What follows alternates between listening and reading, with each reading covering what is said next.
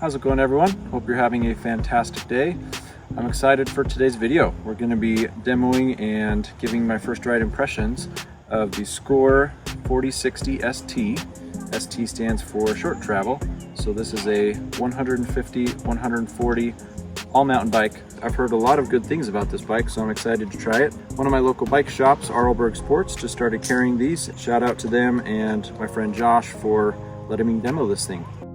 So in this video, we'll be covering the geometry of the bike, the specs, how it climbs, how it descends, and who I think this bike is for. Here we go. Climbing the bike felt comfortable. It has good geometry and a nice climbing position. I would like a little longer dropper post for this size large. The 160mm dropper post felt a little too short. I left the shock unlocked the whole day and felt really comfortable climbing. I had good traction. I didn't have too much bobbing. It's definitely a little more sprightly than my 170, 160 enduro bike. Standing up and pedaling hard. Had a little bob, but it felt supportive enough with good energy. Alright, now for the fun part. Let's do some descending on this thing. This is a pretty good black diamond trail with some technical and rocky spots and a few drops and jumps, so we'll get a good idea of how this thing is all around.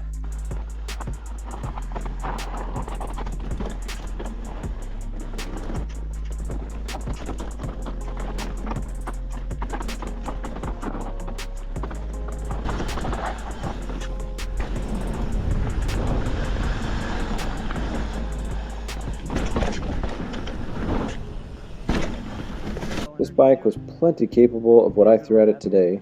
It was comfortable to jump, it felt very balanced. The short chain stays made it pretty easy to maneuver, and it kept a very playful feeling to the bike. I did miss my big enduro bike on some of the bigger jumps and hits. Not that this bike wasn't capable of those things, I still hit all the jumps and drops. But an extra 20mm of travel definitely feels more forgiving when I land a bit flat, hit a huge bump, or come up short on something.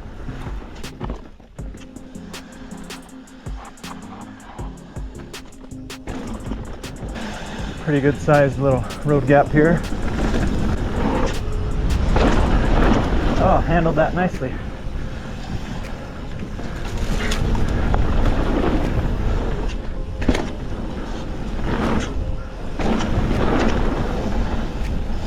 Anytime you're demoing the bike for one day, it's impossible to get the suspension set up in that short period of time. So, I did the best I could, and I feel like I got it feeling comfortable.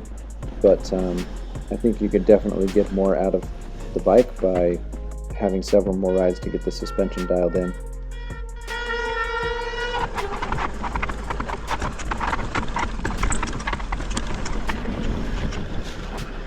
That went fine.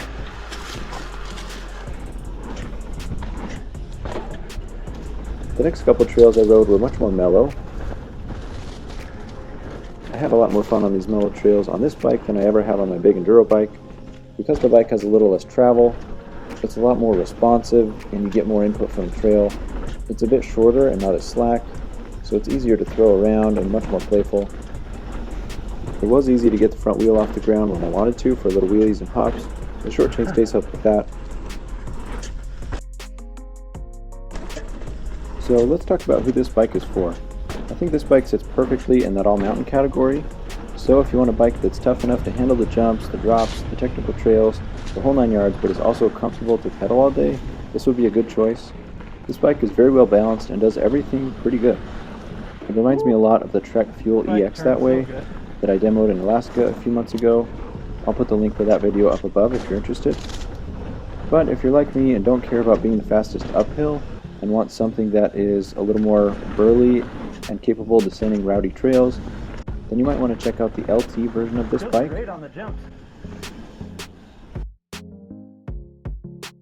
They offer this bike in a few different configurations with different component setups, and that definitely impacts the price of the bike. Today I'm testing the SRAM GX version, which has a listed price of $7,199. They also offer a SRAM NX build for $48.99, or a limited build with X01 drivetrain, RockShox flight attendant suspension for a whopping $9,999.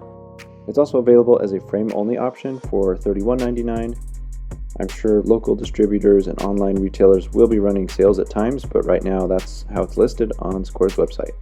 The frame is fully carbon with 140 millimeters of rear wheel travel. The shock is a RockShox Super Deluxe Ultimate.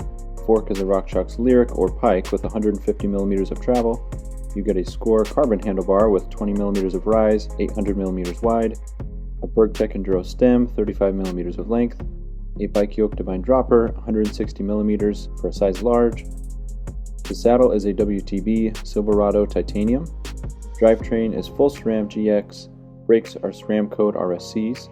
Rims are DT Swiss XM 1700 spline with DT Swiss 350 hubs. It comes with the Maxxis Assegai tire on front and a Maxxis dissector on the rear. It's got a nice rubber chainstay protector. The only differences you'll see on this bike I'm demoing is that I've thrown on my personal saddle, and the rear tire is a specialized, I'm guessing just a replacement from wear and tear since this bike is a demo. This bike has a very small storage compartment on the bottom of the frame. It's kind of useful. It comes with a spare derailleur hanger, and I was able to fit a small tube and a couple other little things, but I had a hard time fitting even my Crank Brothers multi-tool in there. So if you're looking for a bike with really good in-frame storage, there are much better options out there, but I guess it's handy to carry a couple little extra things. So let's talk about the geometry a little bit. First off, there is a steep and a slack setting on the bike, which can be adjusted by flipping the headset around. The headset adjustment adjusts the head angle by a full degree, so it's 65.5 degrees in the steep setting or 64.5 degrees in the slack setting. My size large today was in the steep setting, so I'll be basing all the geometry numbers off of that. So for the size large, there's a 485 millimeter reach, 433 millimeter chainstay. The chainstays are the same across all sizes, so this makes a pretty short chainstay for a size large. You've got a 77 degree seat tube angle and 1248 millimeter wheelbase. The way they designed this bike is actually really cool. So both the short travel and long travel versions use the exact same frame. So switching back and forth between the two is pretty easy. To convert this ST into an LT, you basically just swap out the fork to a 170 millimeter travel fork and change your shock to one with a 62.5 millimeter stroke, and bam, you've got a long travel rig. My hesitations about buying this bike would be the price. It's also a newer brand, and so the longevity of these bikes hasn't really been tested yet. The in-frame storage compartment was less than impressive, and I've also read things about how mud can build up pretty easily next to the shock, making it hard to clean, although I was riding in perfect conditions, so I can't really comment on that. So yeah, that about wraps up my demo and first ride impressions on the bike. If you've had experience with this bike or have any questions, I'd love to hear about it in the comments below. Thank you so much for watching, and we'll see you in the next one.